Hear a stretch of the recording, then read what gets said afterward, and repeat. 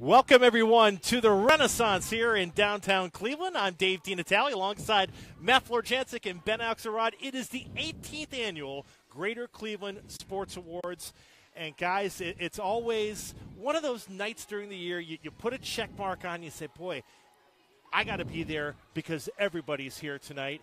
And it's going to be another festive night here as we celebrate the best in amateur and professional sports. Yeah, this is actually my first time at the Cleveland Sports Awards, and just to see, Bernie Kosar walking around, Terry Francona, Joe Thomas is around here somewhere, and then, of course, Junis Ilgauskas, who's winning the Lifetime Achievement Award tonight. It's just a really cool event, a really great celebration of Cleveland sports in one of the greatest sports cities in the world.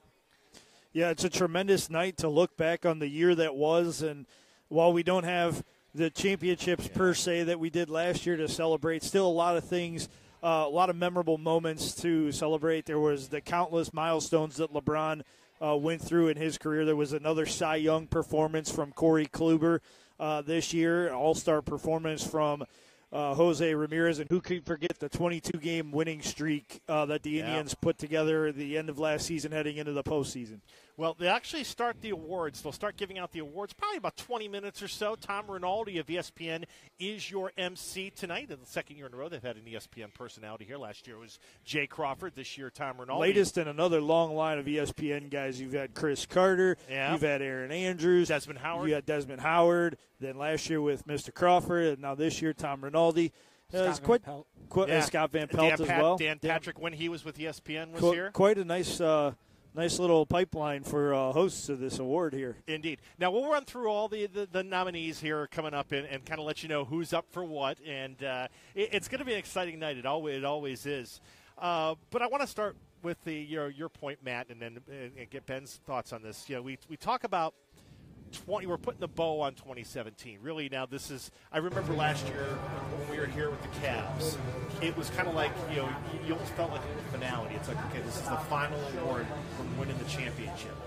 In some ways, this kind of goes with the parade that we were at. You and I were at a couple of weeks ago, and Ben was so instrumental in helping us cover. In good and bad, this is really the way you put the bow on the year, and you start looking ahead to 2018. And for all the positivity you hope is waiting for us. Yeah, and realistically, for the first time in a long time, it seems like all three teams, have a lot to look forward to in the same calendar year. We all know that even though the Cavs are struggling right now, they're going to pick things up. They're going to get the ship righted real quick. The Indians are heading into spring training in a couple of weeks, and everybody's looking forward to seeing what they could do after two straight trips to the to the playoffs after two straight AL Division championships, Central Division championships. And then you look at the Browns, and for as maligned as they were for the entire 2017 season, deservedly so, they get a new GM, and all of a sudden, sunshines and rainbows are coming out of Berea here, and everybody's saying, "Oh, we're headed in the right direction." And hopefully that's the case. I'd love to see it be the case, and maybe one day sooner rather than later, we'll be here honoring all three teams. Yeah, it's a January tradition, the Berea optimism. Yeah. But yeah, I mean, that's to go back to 2016. That was just such an unprecedented year, right, in Cleveland sports. From the Cavs championship to the Indians going to Game 7 of the World Series. Like, you'd be lucky to get one of those things to happen in a year and have two happen in the same year, made for just such an incredible year. We don't have a championship to celebrate this year. Maybe Stipe. We could celebrate Stipe.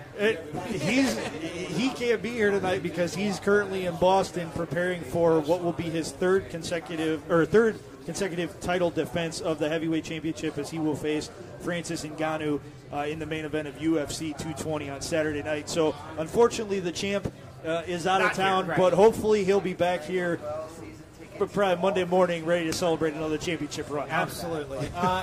But you look toward to 2017, and there was no championship, but you still had the Cavs go to the NBA Finals. LeBron further cement his place in NBA history with all his accomplishments.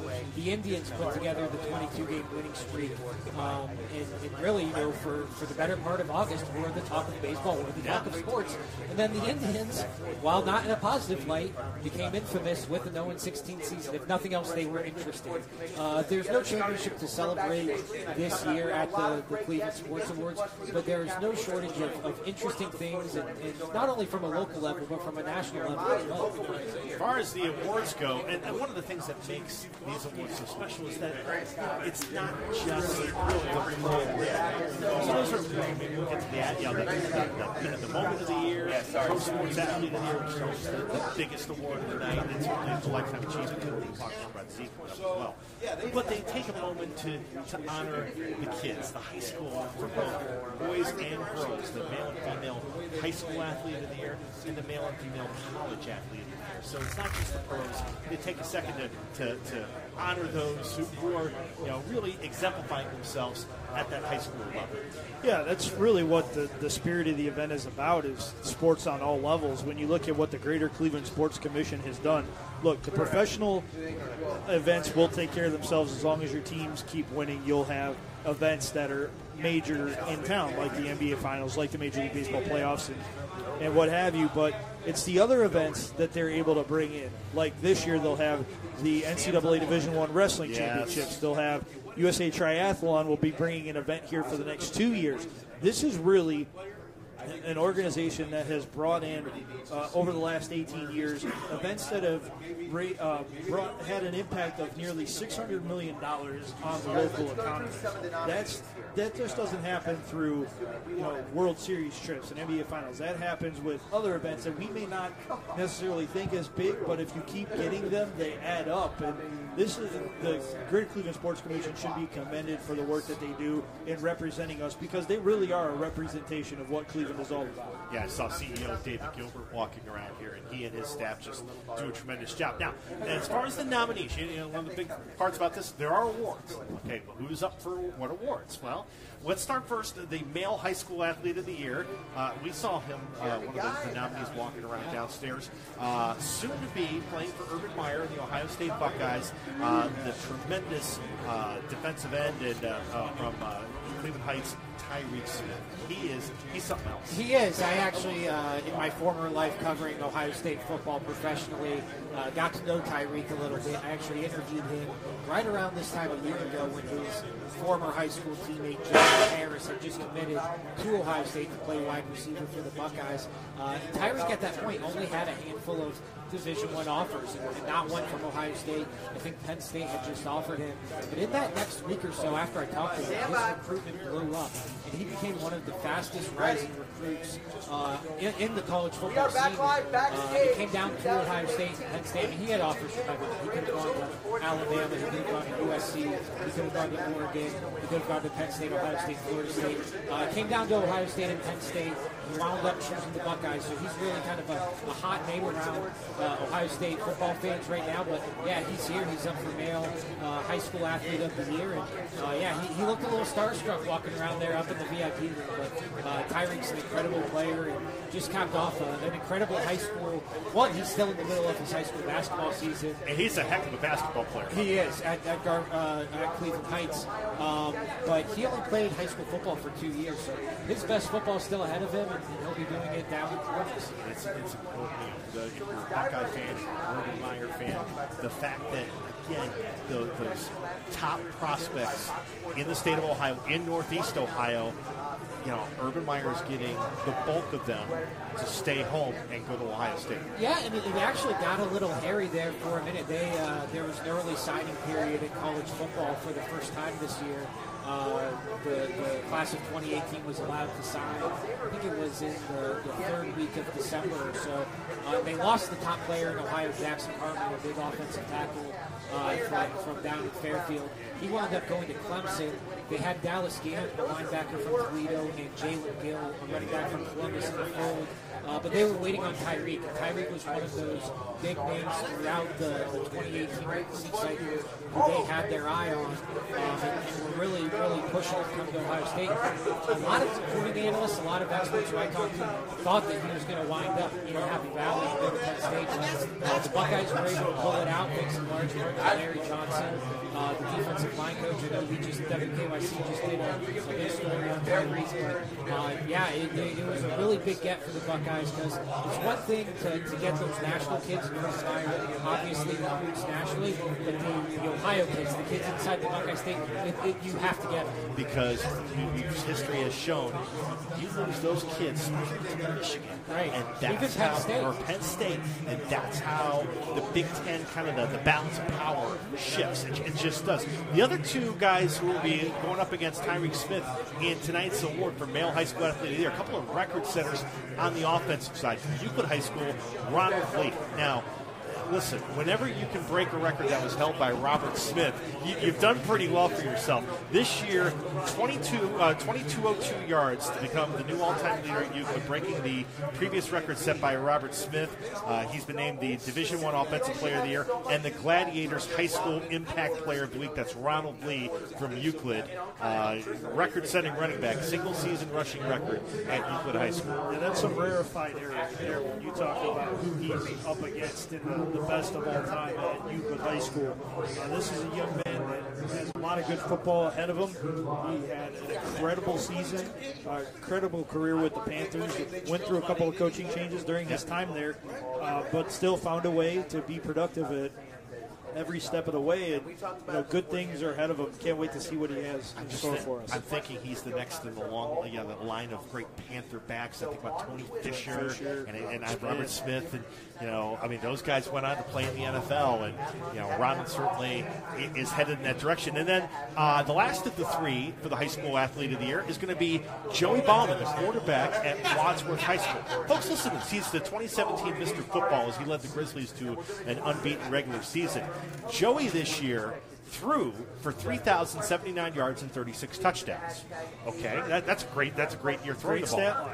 Running the football, 1,523 yards and 20 touchdowns. So if you're scoring at home, and I know you are, 56 total touchdowns for Joey Bauman of the Wadsworth Grizzlies. He's the third of the three athletes. You're talking about a kid that scored almost 400 points single-handed throughout the regular season, the couple of playoff games that Wadsworth had.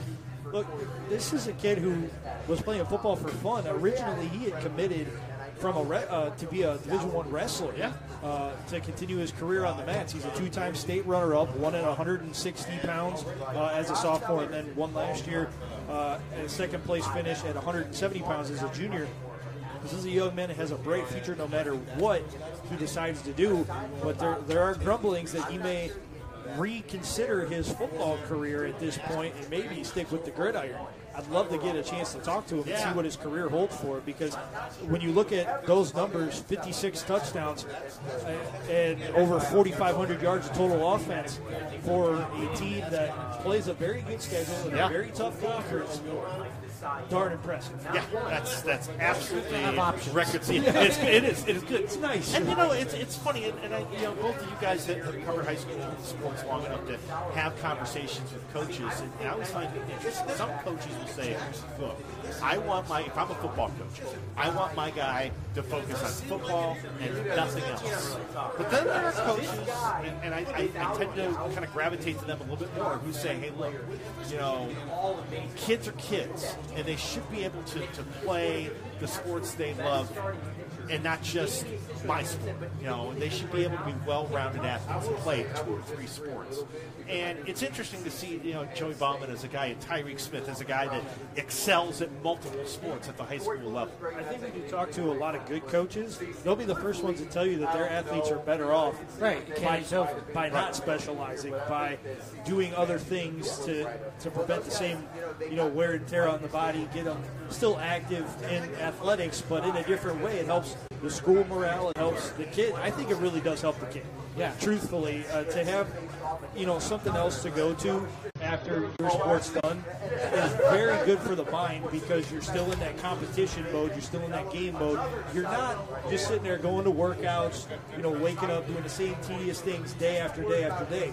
You're putting in the work, but you're doing it in a competitive setting, and I don't think there's anything wrong with that. Yeah, and just to put what Joey's done in perspective, it's not like he's dropping into the track and field team.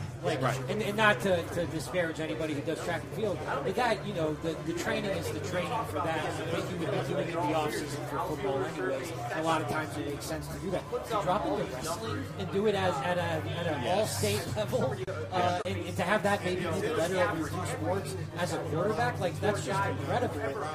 And yeah, I mean, it goes to show, obviously, there's a lot of parallels between, now maybe more so for linemen, but for a quarterback to also be well-versed in wrestling really says something about Joey, and obviously it shows his accomplishments. Now, by the way, the guys who will be presenting tonight's male and female athletes of the year, one Cleveland Brown of the present and one of the past.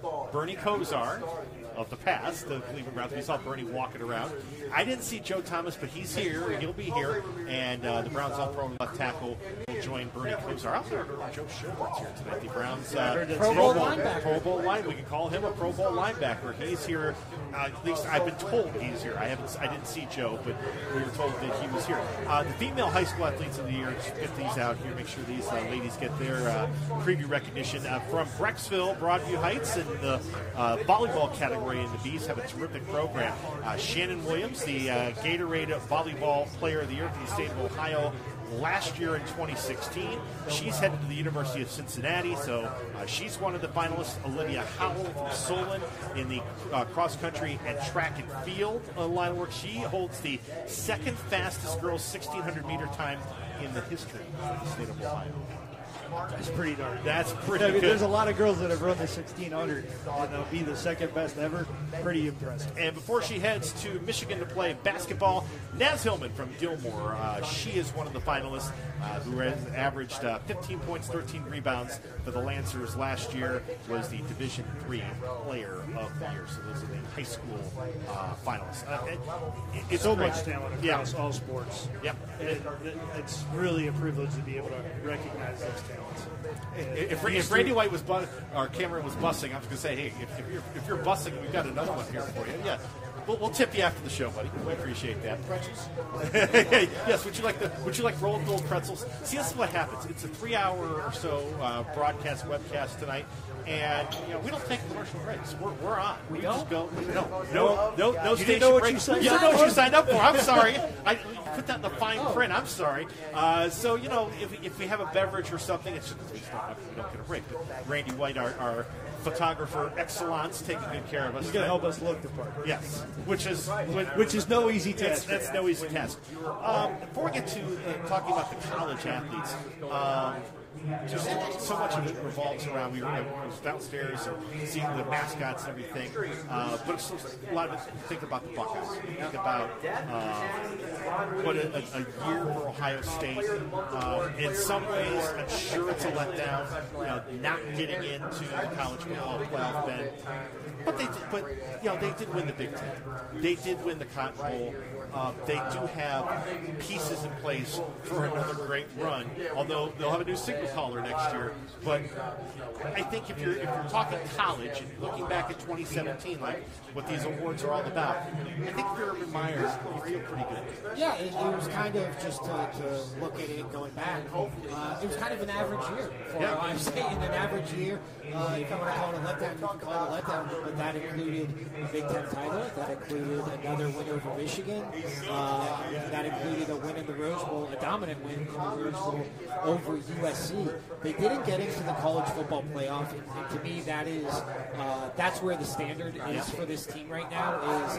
I think in the college football playoff era, it's so hard to go championship or bust. Right. Probably only Alabama can realistically do that. I think it's almost like college basketball now, where you don't say, is this a national title team or not, you say, is this a Final Four team or not.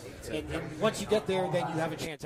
We've seen, you go back to 2014, Ohio State has had better teams than that 2014 team. Yes. But it caught fire at the right time, and they won the college football playoff championship, whereas the 2015 team didn't even get in. The 2016 did get in and got its doors blown off against Clemson in the Fiesta Bowl. This year they didn't get in. And I think the disappointing part is it was their doing because of that loss to Iowa. They have nobody to blame but themselves for not getting in.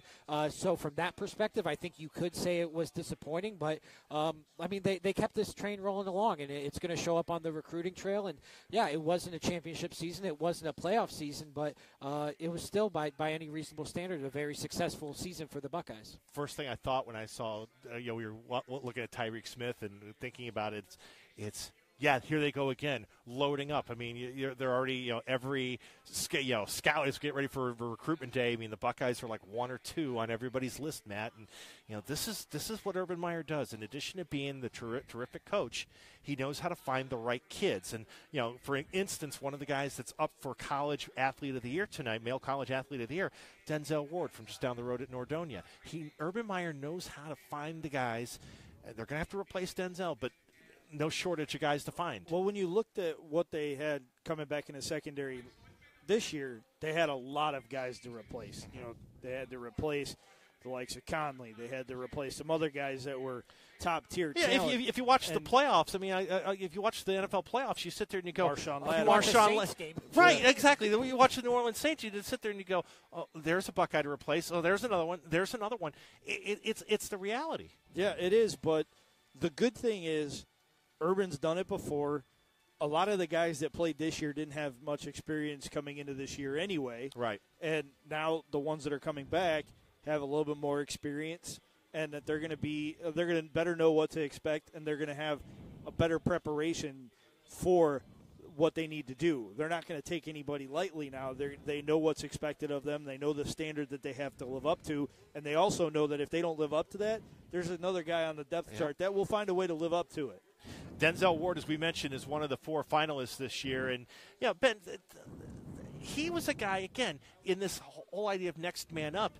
When the season started, he may not necessarily been on everybody's radar screen, but just as you watch this year develop, you're like, boy, he's really good. It's like Lattimore. He's really good. It was kind of one of those things where it was – they put it's a testimony to the Ohio State program. And I go back to when Urban Meyer took over the program in 2012. He inherited Bradley Roby, who went on to be a first-round corner.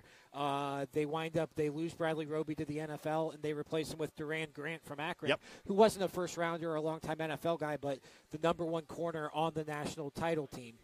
They go from Duran Grant then, and it's how are they going to replace Duran Grant? And they have Marshawn Lattimore and Garyon Conley waiting in the wings, 2 first-round talents. And it's one of those things where how many years in a row can they keep doing this?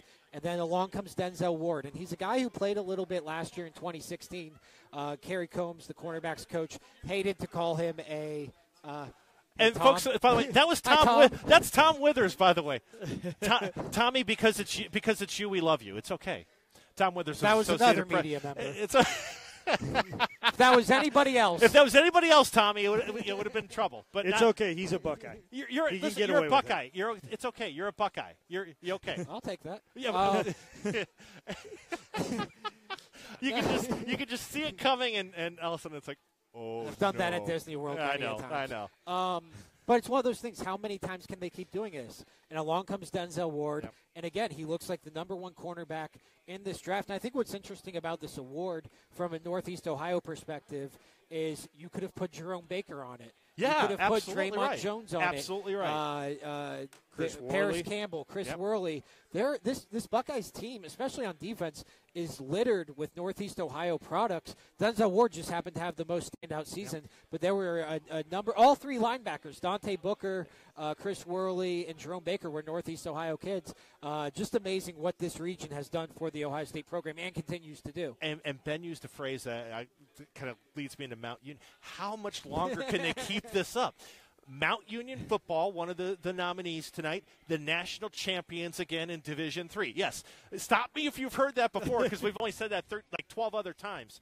On the week, I thought it was so poetic. The week that Larry Karras is inducted into the College Football Hall of Fame, for all the work that Larry had done building Mount Union and turning it into a national power in Division III, his son Vince, that week, after being with Larry for the induction, takes Mount Union down to Salem for another national championship. Number 2 under Vince. Yep. He got a little bit of a ways to go to catch his pop. I was going to say, sorry, Dad. I still, I've only gotten 2. Your mantle has more trophies than mine does. Yeah, Pop set the legacy, and he set one heck of a standard over there in Alliance. But credit to those guys. It wasn't exactly the script that Mount Union would have liked to have followed, given some of the off-the-field issues that they dealt with leading into that first playoff game and then subsequent playoff games where they had a change at quarterback, a couple of changes at quarterback, actually. But in the national championship game, they did enough offensively. They played stout defense against a team that had knocked them out of the national semifinals the year before in Mary Hardin Baylor. They went out, they handled their business. They brought another championship home to Alliance. They set the standard for small college football across the nation, especially in their own conference, in the Ohio Athletic Conference. After losing the conference to John Carroll in 2016, it was the first time since the early 90s, I believe 1993, that they weren't outright or co-champs in the OAC.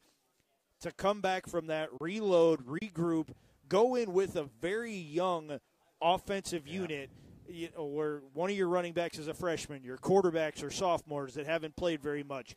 To go out there and to handle your business like they did, it's typical what you expect of the Purple Raiders. Yeah. A guy I remember covering him in high school, the former North Royalton quarterback, now the quarterback at Ashland, Travis Tarnowski, one of your finalists this year. He finishes his career ranked first in school history in career passing touchdowns, yards, total offense, and wins by a starting quarterback. That's 37. He ended last year with a conference-leading 2,600 passing yards and 26 touchdown passes. The Ashland Eagles went to the Division II Super Regional and finished at 11-2. Again, it's a young man. Maybe wasn't able to play Division I. But went to a school that just kind of was the right fit for him and ends up making Ashland a power in Division II. And ended up having a big part in a tight end from a season ago getting drafted out of Ashland into the National Football League. Look, I'm not sure what the future holds for him, whether he decides to go the professional route or whether he becomes a business professional or not. I'm not convinced that his days are over as a football player. I'm not going to say he's going to make it in the NFL, but I think he has some football left in him, whether that be the Arena League, whether that be up in Canada. Look, you win 37 games in your college career, you've done some things. You set all those records down at a school that has a very good football tradition.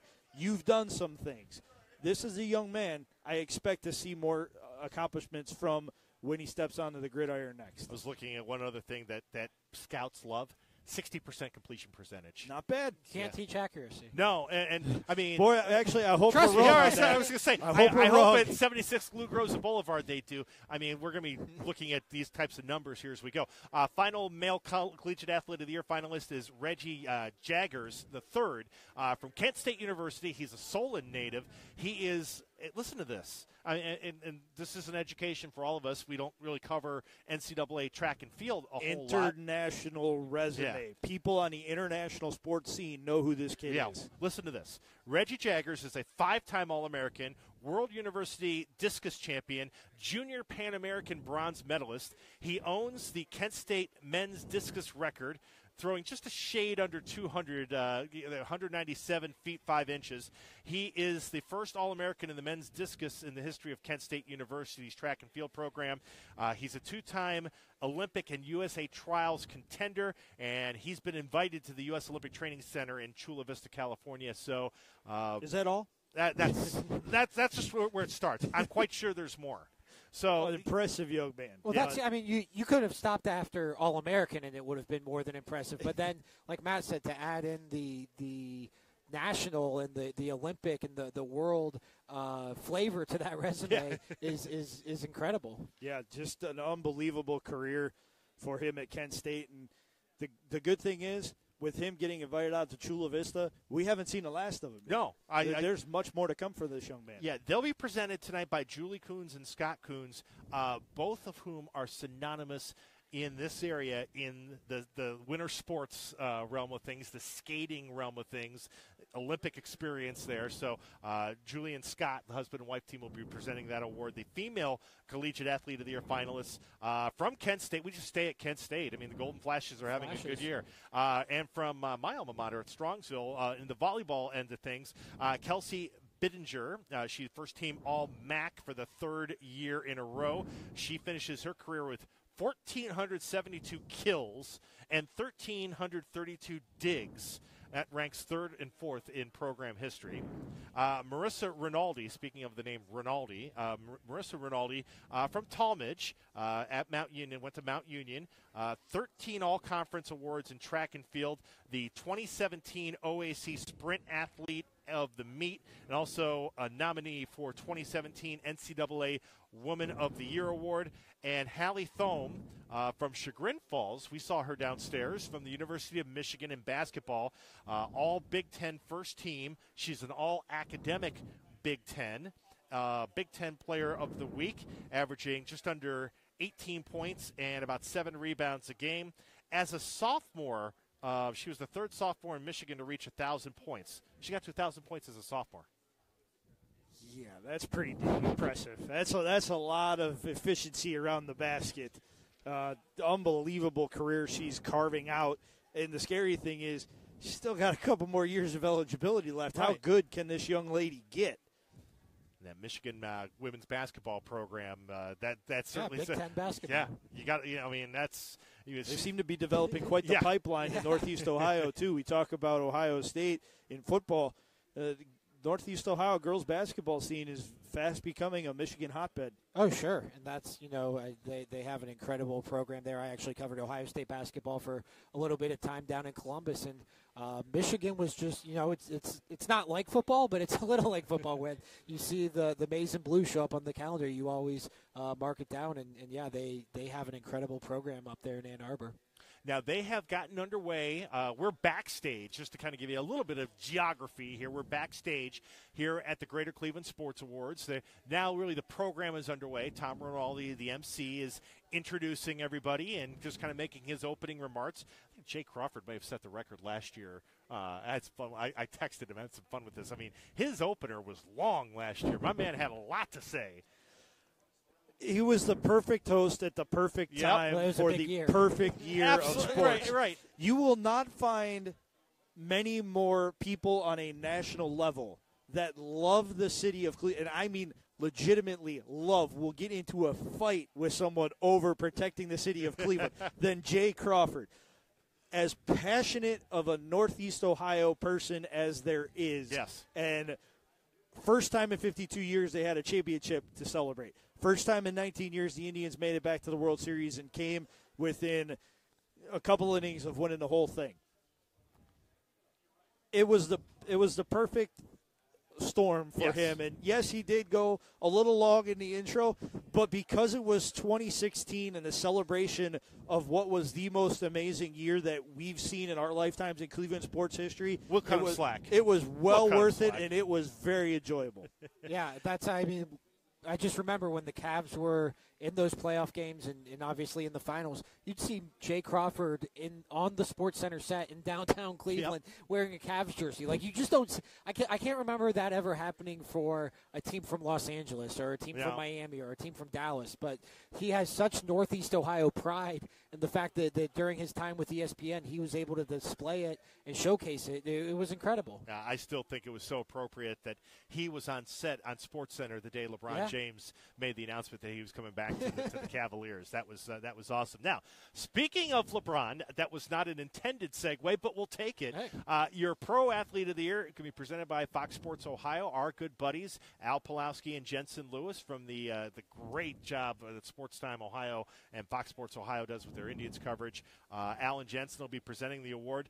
LeBron, I don't know how many of these awards he's won. He's won just about every other award, but LeBron James, of course, is a finalist for the Pro Athlete of the Year, getting the Cavs to the NBA Finals for the third year in a row. He is on the precipice of passing yet another milestone in his career of milestones, Ben.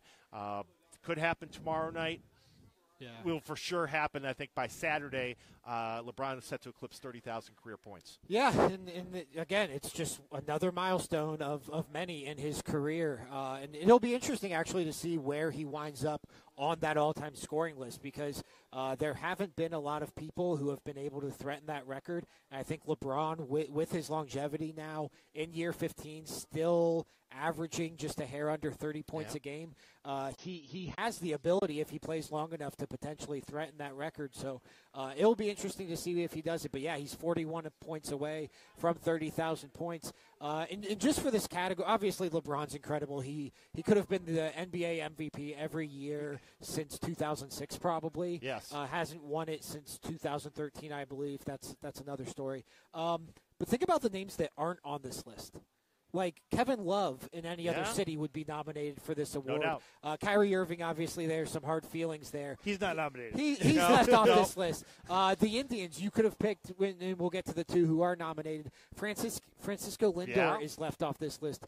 Carlos Carrasco is left off this list. Like, this is just an incredible quartet of nominees for this professional athlete of the year. And it's headlined, of course, by LeBron James, the greatest basketball player alive. There are two Cleveland Indians, though, who are on the list. This Deservedly so. Deservedly so. It's a big week for the Indians, by the way. We'll be back with you Saturday, just over at the convention center for Tribe Fest. It's Winterfest. It's about that time to start really thinking about baseball. One of the premier events of the winter, besides the sports awards, Tribe Fest. Yep. Absolutely love talking baseball in January. Let's get things rolling, Can't get this wait. team off the spring training. Let's get the season underway. Yeah, we'll be out there here on Facebook Live and WKYC.com on Saturday for that. First of your two Indians finalists for Pro Athlete of the Year, Cy Young Award winner for the second time in his career, Corey Kluber.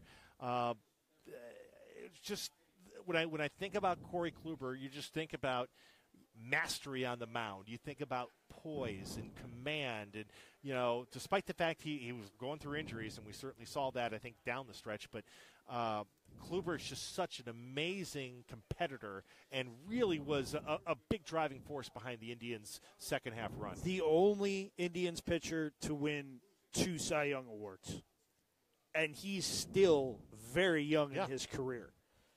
You look at what he did. Okay, he missed 4 weeks when he went on the DL in May because of a lower back strain. Came out in June, had 60 strikeouts in the month, was the pitcher of the month in June. Eventually set the record for the most consecutive 10-plus strikeout performances. Then he has 54 strikeouts in July, another 50 in August, another 50-plus in September. Corey is one of those special pitchers that you see maybe once in a generation per team, and he's one of 2 on his own team that could compete for the Cy Young Award, because I truthfully believe that Carlos Carrasco could very easily be in the Cy Young Award running this year if he stays healthy. And that's why, Ben, I think a lot of, while I think fans are a little anxious because of this, it's been a relatively quiet offseason for the Indians. But not just for them, though. Major League Baseball's hot stove has been stuck in cool and simmer for a while now. I get to talk to Chris Antonetti on Saturday. I really that's one of the questions I want to bring up with him. He's surprised by how this market has suddenly just turned dry. But, if you're out there and you're saying, boy, I wish the Indians could have done more, would have done more. The Indians feel very good about their starting rotation and the fact that they've got a 1-2 punch that's very hard to match by anybody else in either league. Yeah, and even the season that Trevor Bauer put together, he started game 1 of the ALDS against the Yankees last year. This team has shown that it goes as far as its pitching staff goes, and that's really what kind of fell apart for them. Although the bats went cold too, I guess it kind of all fell apart against the Yankees there in those last 3 games. But that's as long as they have Corey Kluber, as long as they have Carlos Carrasco, as long as they have Trevor Bauer doing what he was doing toward the end. I really liked the season that Mike Clevenger had last year too, kind of an upstart type of season for Mike Clevenger. They're going to have enough offense as long as Francisco Lindor and Jose Ramirez are playing at the level that they played at last year, and Edwin Encarnacion too, I think they're going to have enough offense. And as long as this pitching staff is intact, this team is the best team in the American League Central. And as we've seen the last 2 years, it's all about how you're playing when you get into September. We've seen the good side of that and the bad side of that. And it's kind of like roulette. Now, the other Indian on the list, Matt, if you told me in 2015 that finalist for the American League Most Valuable Player, All-Star, one of the best at his position in all of baseball, the finalist for a Golden Glove, finalist for Greater Cleveland Sports Award, Pro Athlete of the Year, Jose Ramirez? I wouldn't have believed it at that time, because at that time, Jose was just he was just a guy, and he was just a utility guy, but he evolved into so much more, and this was if anybody could have a breakout year, Jose Ramirez had a breakout year and really has blossomed into a star. In 2016, we thought he could be good. Yeah. And he proved to be infinitely better than we even expected. In 2017, he exceeded expectations as high as they were for him. He went out there, made the All-Star team, had 2 hits in his first 2 All-Star appearances, was a finalist for MVP, was a finalist for Gold Glove, despite playing only half the season at third base because he had to switch over to second when Jason Kipnis went down with his injuries. One of the best clutch hitters that we've seen in a long time wearing an Indians uniform, and in key situations, there's not a guy that you believe in more that will succeed at the plate in those clutch situations than Jose Ramirez. Finished the year hitting .318, 29 homers, 83 runs batted in. He won his first Silver Slugger Award. And as we mentioned, he was the third-place finisher in the MVP. In the 22-game win streak, Ramirez in 18 games hit .429 with 14 runs batted in. That was just tremendous, and it's another reason why, again, I think people maybe who were hoping that the Indians might do something else in free agency or trades, and they may not be done with anything, but the Indians could sit there and say, hey, look, we've got Jose Ramirez, we've got Francisco Lindor, we've got Edwin Encarnacion. It's okay, and we've got hopefully a healthy Bradley Zimmer coming back. Yeah, when he was playing consistently and playing well, he was a good table setter for those guys coming. He was a Rookie of the Year candidate. Yeah, absolutely. Through the first half of the year, he absolutely was a Rookie of the Year candidate. The direction, people get concerned, they let Santana walk and they let Jay Bruce go back to the Mets for $13 million a year. The bottom line is, in a few years, you're going to have to make a decision on shortstop Francisco Lindor, and the decision is going to be at all costs to keep him in Cleveland as long as humanly possible. And if letting go of a 34-year-old Carlos Santana or a 31-year-old Jay Bruce stings now, when they're able to retain Francisco Lindor, if they're able to retain Francisco Lindor, that sting completely goes away. Yeah. I think we might have gotten a little spoiled by the 2017 offseason when they added Edwin Encarnacion to Indians team that was just a few outs away from the World Series in Game 7 in 2016. That's not realistic for any mid-market team in baseball to do offseason after offseason.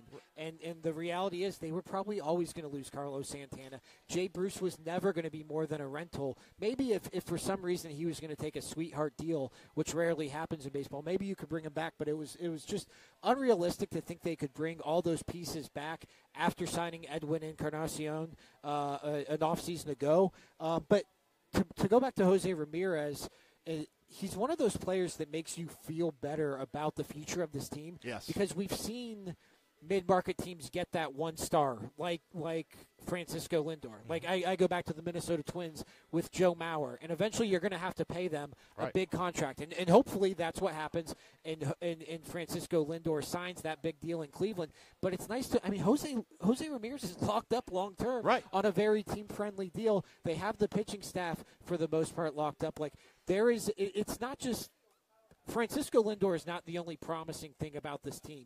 They have a core despite what they lost. They still have a core in place. And I think you're right. I think people have lost sight of that. Yeah, and just thinking about that for a second, it's you sit there and you go with Lindor.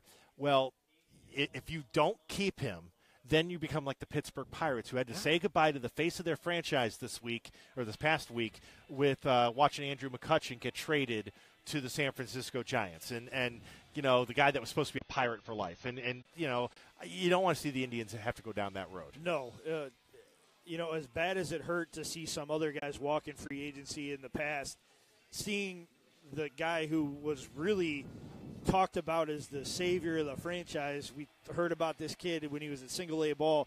He's going to be the future. He's going to be that next big thing. You watch in a couple of years, he's going to lead this team to great things. And to see him come to fruition, obviously not with a World Series title yet, but to see them get there, to see them get back to the playoffs again this year, to see that constant, person in the locker room that has a smile on his face whether things are going good or bad, he really is the captain of this Indian squad. As much as people give credit to the core guys that they signed heading into 2014, guys like Kluber, guys like Jan Gomes, or Jason Brantley, or Kipnis, Kipnis, Michael Brantley. This is Lindor's Francisco team. Lindor is team. the leader of this team, and everybody feeds off of that. Yeah. And that in and of itself is valuable. Going back to Jose Ramirez, though, one more time, how's that for the faith that Terry Francona has in his guys? He really is the master of baseball chess. Multiple times he had an opportunity to cut bait with Jose Ramirez and just say, hey, the kid just doesn't have it. Yep. He never did that. He always stuck with Jose. And now Jose is a bona fide MVP candidate. And that's why players love to play for Terry Francona, because he's loyal. Yeah, and we joke sometimes, sometimes to a fault, but they love playing for Terry Francona. It's not an accident, folks. Now, I watched our guy Jim Donovan walk in here a few moments ago. We'll have him up here in a second. The voice of the Cleveland Browns and, of course, Channel 3 sports anchor. It brings up the last guy on this list, who is also going to be a presenter tonight, we mentioned earlier. Joe Thomas, the left tackle of the Cleveland Browns, is one of the finalists this year. And, poor Joe Thomas only really, he didn't even play did he play half of a season before the injury? I don't think he made it to half of a season. He got 7 games in.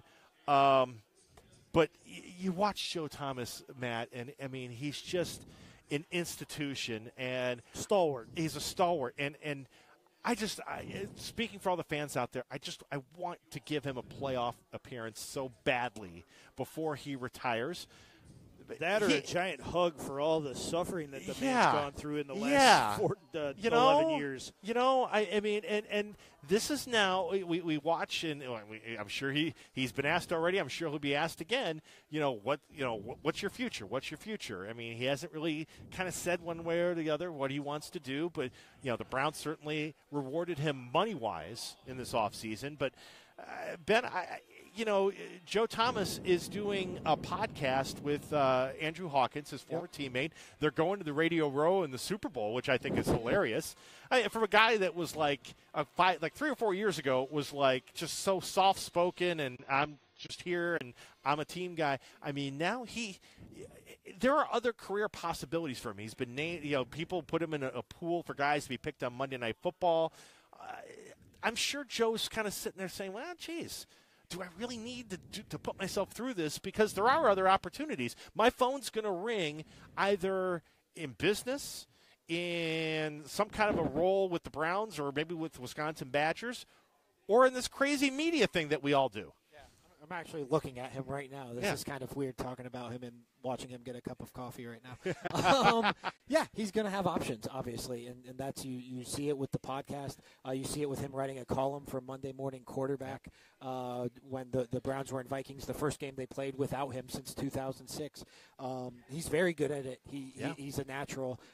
He's been great with the media throughout his career. I think you've seen him take it to another level in these last couple of years, and the podcast is certainly certainly an extension of that. Obviously, you could do a podcast and still play Channing Frye and Richard Jefferson. It's almost becoming strange if you're playing and don't have a podcast at this point. But it's going to be interesting because he certainly seems to have a lot of stokes in the fire, if that's the phrase. And it's going to be interesting to see what comes next because he's had a long, fruitful career. He's going to be a first ballot Hall of Famer. And it's really going to be interesting to see how this – he's admitted on the podcast and in interviews he has a decision on his hands to make whether or not he's going to come back to football. And it's going to be interesting to see how that shakes out in the next couple of weeks here. He seems, Matt, he was asked about the fact that the Browns were going to bring Hugh Jackson back. He seemed to be very positive with that decision. The most positive we've heard. Outside of the Berea locker room. Which, I mean, Hugh Jackson's a guy that players like, at least outwardly they tell us players like to play for Hugh Jackson. Say what you want about him as a coach, but they love to play for him.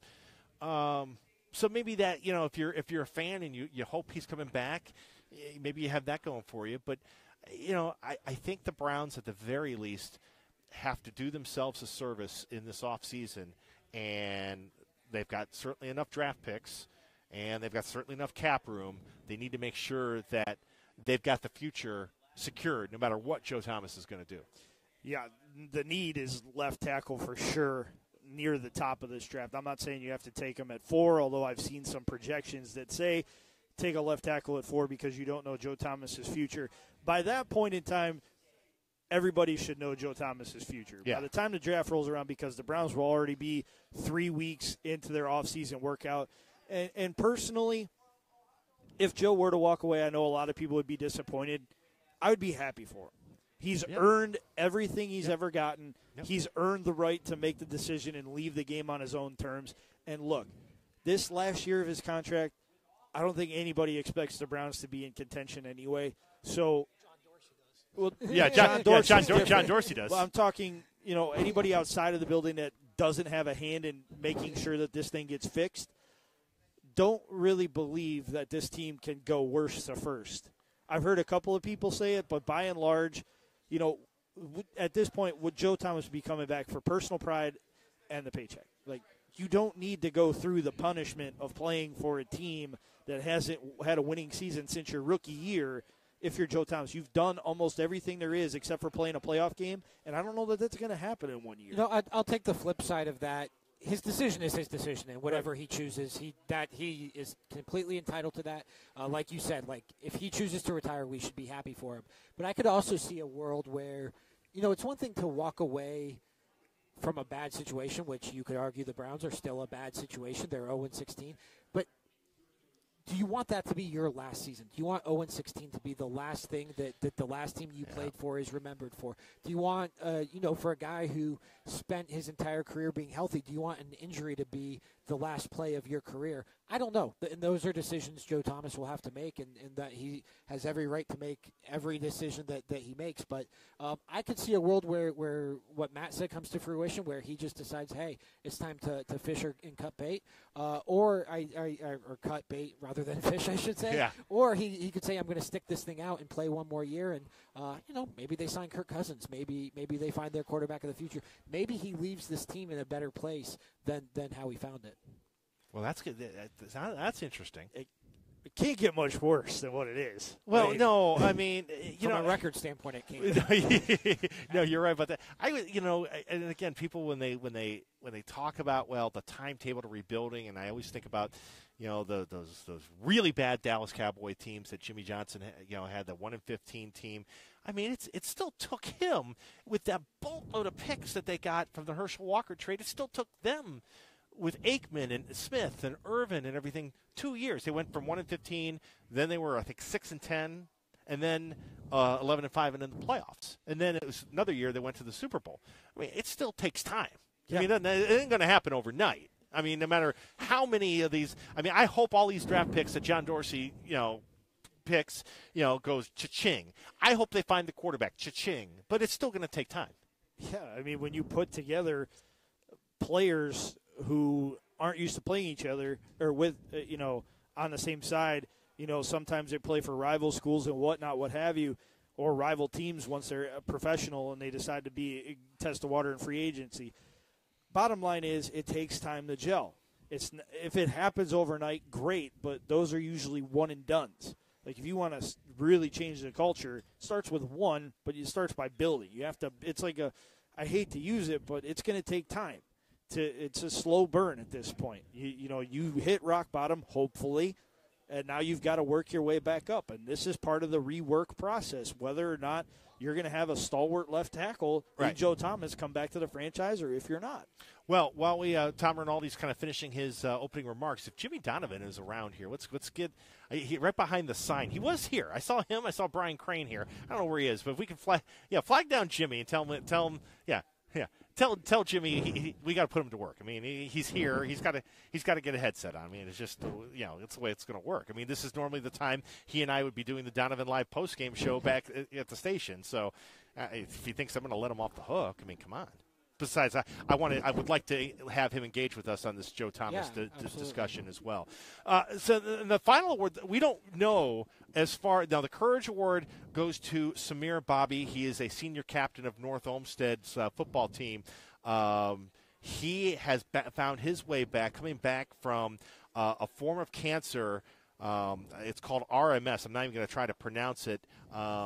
But he is going through chemotherapy, and he is fighting his way through it. And Samir Bobby is going to be tonight's Courage Award winner.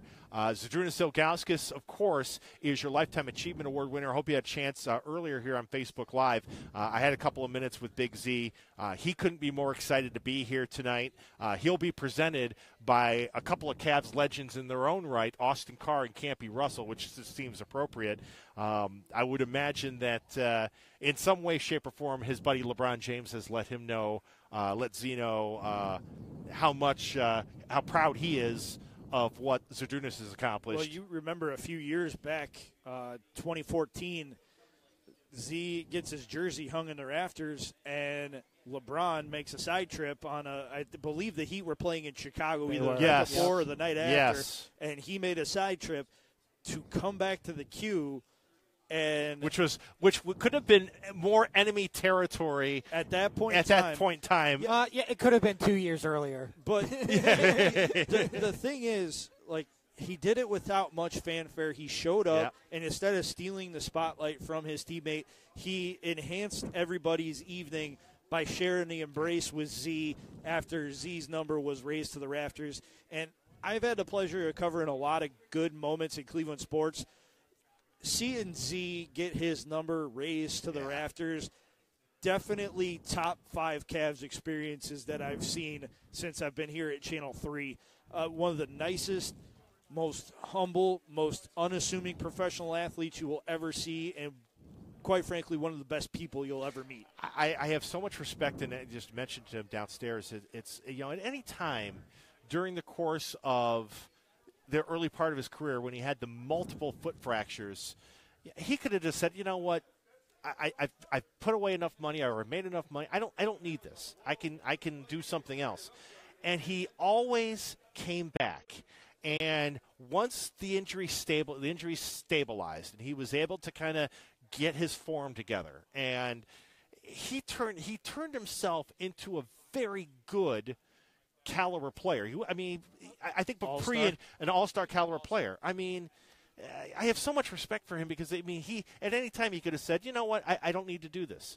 But he did. And he was the image when the Cavs won that first Eastern Conference championship, LeBron didn't run in anybody else's arms first, but Zydrunas Ilgauskas. Yeah, and he was really, LeBron James's first true running mate as a professional. He was an all-star in 2003, the year before LeBron came to Cleveland. I think he made another all-star game in 2005 or 2006. But, those Cavs teams, obviously we remember them for how great LeBron was, but Big Z was I remember that was a big thing, was they have to get Z involved early because it was a different NBA back then, although Z had some range out there on the perimeter as well. But, Z was really, for the first the first truly great Cavs teams of the LeBron era, those late 2000s teams that we saw them go to the finals in 2007 and then make their playoff runs in 2008, 2009, and 2010.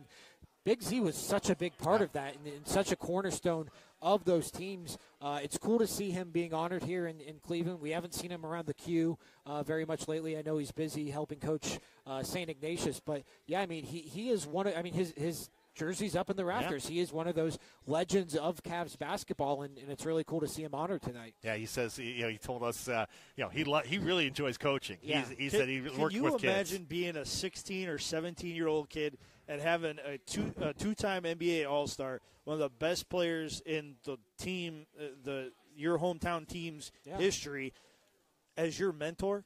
Yeah. I could think of nothing better and more, like sponge-worthy. Like, you just soak up every bit of information that guy can give to you. And here's the trick. Don't make him mad because, fair warning, I'm 6'7". I'm about 6'7". Z is 7'3". I really felt short. I'm telling you, man. Don't, if you're, Try being us at 6'2" and whatnot, 5'10". I mean, I was like, I really feel short. So Big Z tonight will be your Lifetime Achievement Award winner. He's very excited. And then the moment of the year will be announced. We have no idea who's nominated for the moment of the year. No clue. I just know this. It's going to be hard to top what the Indians did in August and September, I think. Absolutely. 22 straight games, an AL record, much debate about who holds the real record, whatnot, but 22 straight. Oh, what a phenomenal run. And it was a different guy every night seemingly.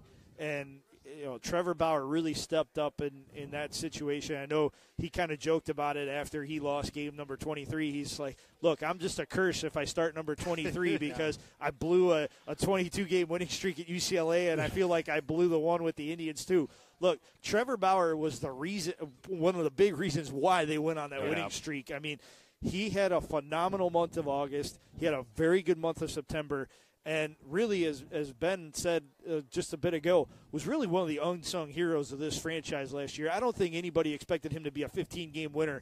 But, man, when it came crunch time, Trevor Bauer was the one guy that you could really rely on and say, you know what, if the ball's in his hand, I feel pretty confident going into the game. And think about this time 12 months ago, Matt, you and I are probably doing this show at this time, and Ben, we were thinking about Trevor Bauer, and you're thinking about the bloody finger and the drone and the playoff disappointment, and really there weren't that many disappointments in the 2016 playoffs of the Cleveland Indians as they made that run all the way to the extra innings of Game 7 of the World Series. But Bauer was one of them, and if you thinking about time, like, what's Trevor Bauer's future? Is he going to be a guy that might be trade bait? You're right. I mean, he really put together a terrific season for the Tribe this year, and was a stalwart in that rotation. And when the Indians decided to start him in Game 1, of the playoffs, you sit there and you're like, boy, he just was out there. He looked like a number one starter the way he pitched that night against the Yankees and ended up winning 17 games. Yeah, he had 17 wins. He was one of those. You're right. He was an unsung hero for this team. He was certainly a question mark heading into the 2017 season, and he's been that way since they acquired him, really, from Arizona back in 2012, 2013. I mean, he has been a guy who they've moved him in and out of the starting rotation and into the bullpen. He's been up and down from Columbus and back to Cleveland.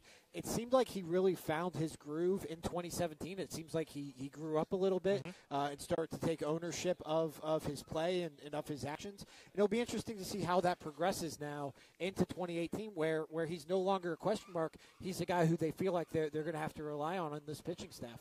I was trying to think of a Cavalier moment that would be a moment of the year that would be a finalist or whatever. And by the way, Kobe Altman, I believe, is going to be presenting that award. Yeah, the best moment in Cleveland sports, Cavs GM. I don't know if we're going to get a moment with him. He might just kind of zip in and zip out. But from the Cavaliers' perspective, so many of their moments in 2017 were off the floor in the off season in that remarkable off season we just went through.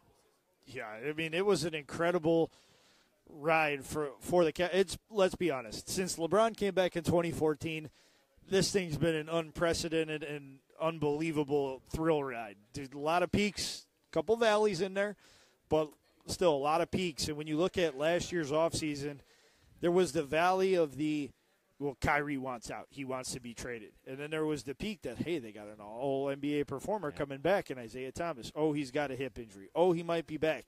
And then you look at all the other signings. They acquired Dwayne Wade. They acquired Derrick Rose. And they do all these things to try and better themselves. And it was really unprecedented. No matter what Kobe Altman does, for the next couple of years, unless he re-signs LeBron, and then his legacy takes on a completely different angle. But he's going to be known as the guy who helped facilitate Kyrie Irving going to Boston and help get an all-star, all-NBA performer coming back in Isaiah Thomas. All right, Jim Donovan is here, the host of Donovan Live and our Channel 3 sports anchor. He's also the voice of the Browns. Let's see, Jimmy's going to figure out how to get in here. So we're going to call that, by the way, pulling a Withers for the rest of the night. Anybody who comes in and comes right in front of our shot, that's called pulling a Withers. I'm sure Tommy won't mind. Jim Donovan is in the house, a former Lifetime Achievement Award winner himself. Who grabbed the headset. Jimmy, good to see you, my man. Nice to be here. Yes, All indeed. right, Ben. Yes, indeed. First and foremost, we started tonight's broadcast by just kind of saying one of the things about the Greater Cleveland Sports Awards. Like last year, it was really the last moment honoring the Cavaliers champion. I mean, at that point, that was kind of their last really accolade they got. It's a way to look back, but you also start to, especially when you look at the high school kids, you look at the college kids, it really is a way to look forward to the future. Yeah, one of the things that always impressed me when I first came to Cleveland was that people around here really cherished their high school sports. I mean, really did. I mean, really liked it. You lived for it. And I really think that during that 3-year span when the Browns left, I think it was high school. I think high school football celebrated kind of a renaissance. Yeah. Because people had lost the weekend activity of going to a Browns game on Sunday until we got the team back. And they kind of went back to their roots. But the roots are very strong and they're very real. That they really like that. So that's the thing I like about this night is that you're going to honor the best pro athlete. You're going to honor, like you mentioned, the Cavaliers for winning the title and, probably Corey Kluber for winning a second Cy Young Award. But you're also going to celebrate a high school athlete, a college athlete, an amateur athlete, and I think that's really neat. That's really cool. That's I think is the real true hometown facet of it. Yeah, I think the roots thing is interesting too because obviously the city takes great pride in its Browns and its Buckeyes, the Northeast Ohio natives. But you look at the pride the city seems to be taking in Mitch Trubisky and Kareem Hunt and the Northeast Travis Especially Kelce. On Christmas Eve. Yeah, absolutely. Marshawn Lattimore. But you're right. That's a really good point about just the roots in high school football, and we follow these guys all the way to the NFL sometimes. Well, I have to, Ben, like on Sunday, I mean, I'm watching the Saints, okay, and, who wasn't at that point? But I was watching the Saints, and there's Teddy Ginn, still out there making plays, and I remember, many, many times going over and watching Glenville at 3 o'clock in the afternoon. Yeah. When they play those Senate League games. And I remember it was Teddy's team, along with Troy Smith and a bunch of other players, that really kind of put Glenville into the spotlight because they got into the playoffs and they started to win, and it was a great story. But, and you follow them wherever they go in college. And of course, a lot of them, especially there, go down to Columbus. But you follow them, and you keep track of where they are. You're very proud of them, and I think people are very proud of them. I think except for Christmas Eve, you wish Mitch Trubisky well. But I'll tell you what, he played very well, and I think that everybody is very in touch with what happens here through the prep years and the college years. And if they go and become a pro, so be it. Take a guy like Brian Anderson. Yeah. When Brian Anderson came to the Indians, I mean, here's this kid from Geauga-on-the-Lake, right? Yeah, Geneva. Geneva on the Lake. Yep. Geauga-on-the-Lake. Geneva on the Lake. And, suddenly he's in the postseason pitching for the Indians, but he became a really local hero because of the fact that he was from here. Yep. Yeah. And wanted to be here, and was excited. Excited to be here. It's interesting talking about that past and future thing. One of the guys will be handing out the high school Athlete of the Year award. Is also a finalist for Pro Athlete of the Year, and with a bit of a question mark about his future, and that's Joe Thomas. Yeah. He's here tonight, and the guys and I were talking before you came in here, and Matt Florjancic took the position of, hey, look, I want Joe to be happy and do whatever he wants to do, but you know what? He has nothing left to prove, and I'd be okay if he just said, look, I'm done. I want to pursue something else. And Ben said on the flip side, you wonder if he wants to hang it up off of an 0-16 season. Yeah. I don't think he does.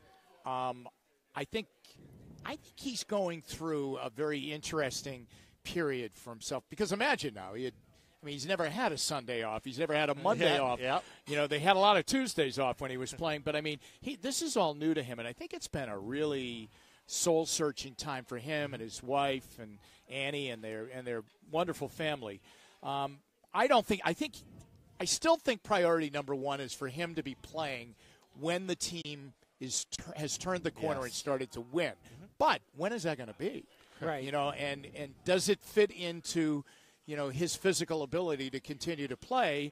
And I think that's what he's questioning. So I'm picking up mixed signals from him since he kind of went on IR and the consecutive snap streak came to an end.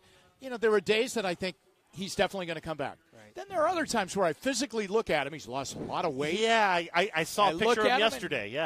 And especially these guys from Wisconsin. Yeah. Joe's got land, I think, back in Wisconsin. Yep. He is a Wisconsin guy. I would imagine that's where he will end up going back to when it is finally over. I think it's still a decision whether or not he is going to come back. And that's it will also, if he decides not to come back, it changes the draft strategy. Big time. It certainly does. Big time. Yeah, and he certainly, as he dabbles his toe in this media deal, he's pretty good at it, too. Yeah, he really is. He had one of the most interesting press conferences during the summer. And if you guys remember it, it was, I think they were getting ready for the third preseason game. And everybody still thought Brock Osweiler will start the season. Exactly. He'll play 6 or 7 games, and they'll get Kaiser in there at that point. Mm-hmm. And Joe went up in front of the media in between, the morning walkthrough and the afternoon practice. And he went on for a long period of time about how Deshaun Kaiser really wasn't ready to start. And that was eye-opening. Osweiler would be the starting quarterback, and that they had in the past made too many of these mistakes of putting a quarterback in way too early, way before he's ready, and how it has hurt the player and crushed the team too. Right. And lo and behold, I think that afternoon, Hugh Jackson said, we're gonna play Kaiser in the third preseason game, and I'm all in. I think we're ready. And I think Joe was, wow, that might have been the first indicator that we might be in for a long year. Now, an 0-16 year, no. Yeah. But a long year, yeah, because I think Joe Thomas knows the drill. Young quarterbacks, are not ready to play on day one. Well, it's funny, as I'm watching, Joe Thomas and Bernie Kosar are set to present the High School Athlete of the Year award, but they did a quick little feature for Joe, a little video package of Joe with Alex Mack. I saw Jim Brown and I saw Brett Favre honoring the fact that Thomas had reached 10,000 consecutive snaps. Yeah. For which you've called each and every one of them. Yeah, that's right. That's right. Well, it wasn't. So now I have the streak. That's right. Obviously, there weren't many highlights in this Brown season. I think we can agree on that, Tom. Anybody who walks in front of our camera tonight, Tom Withers was the first to do it. That gentleman just was the second. All right. Yes. But 2 moments do stand out for me, and it was Joe reaching that 10,000 snap mark. And then when he got injured, the standing ovation, I was actually in the stadium. Yeah. He got a standing ovation running off the field. It literally sent chills through my body. And the other part, remember wasn't it Taylor Lewan? Yep. Ran out on the field to, a Big left tackle. Guy. A Big Ten guy and a left tackle who probably looked at Joe Thomas and, when he was in college and everything and said, hey, listen, that's the guy I want to emulate. Yeah, I thought that was I know Doug Deacon was very choked up about that. When the reality sunk in that, the streak's over, and he's hurt. He's really hurt this time. Now, Joe's played through a bad knee for a lot of years. In fact, he told Doug the other day, with the loss of weight, how great his knee feels right now because he's not carrying all that extra bulk. But that was a memorable moment. in the season. We were looking at the other guys that were the finalists for the Pro Athlete of the Year. Of course, LeBron James. You talked about Corey Kluber and the Cy Young Award winner, and Jose Ramirez. Quick thought about Ramirez, Jimmy. It's just this idea that, in 2 years, went from a guy that was basically, well, he might be on the roster, he might not. Yeah. He might not be one of the final 25 to make the team, to a guy that is an MVP, a bona fide MVP candidate and a superstar. It just reminds you of why people love to play for Terry Francona. Yeah. Because he's loyal, he's patient, and when he sees something in you, he's going to stick it out. And that patience was rewarded.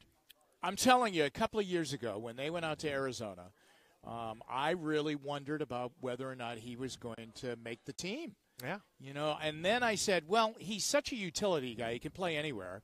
But I had no idea he was going to hit like this. No. But I knew that he could play anywhere. He could play out in the outfield. He could play in the infield. He could play really any spot in the infield that you wanted him to play. That, that's the definition of a utility guy that can really help a team. But still, it seems